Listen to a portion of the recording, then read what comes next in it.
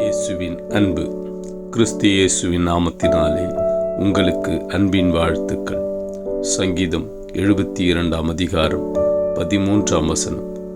பலவீனனுக்கும் எளியவனுக்கும் அவர் இறங்கி எளியவர்களின் ஆத்துமாக்களை ரட்சிப்பார். பிரியமானவர்களே, கர்த்தர் யாரெல்லாம் எளியவளாய் இருக்கிறார்களோ, யாரெல்லாம் பலவீனப்பட்டு இருக்கிறீர்களோ, அவர் உங்களோடு கூட இருக்கிறார்.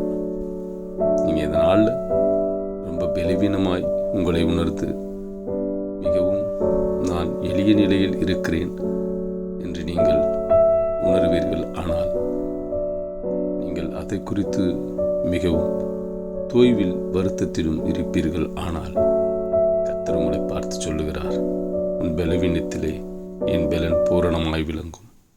நீ கலங்காதே. உன் எளிய நிலையில் நீ இருந்து நீ கர்த்தருக்கு பிரியமாக இருக்கிறபடியினால் உன்னை நான் ஆசீர்வதிப்பேன். உன்னை எளிமையிலிருந்து வலிமையாக மாற்ற என்னாலே ஆகும். உன் பலவீனத்தை என் பலமாய் மாற்ற முடியும். நான் உன்னை பலப்படுத்தி உனக்கு சகாயம் பண்ணுவேன் என்று அவர் உனக்கு சொல்லுகிறார். உன் ஆத்துமாக்களை ரட்சித்து உன்னை புது பலனடைய செய்கிறவர் கர்த்தர்.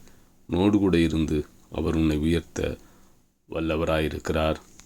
ஆமேன்.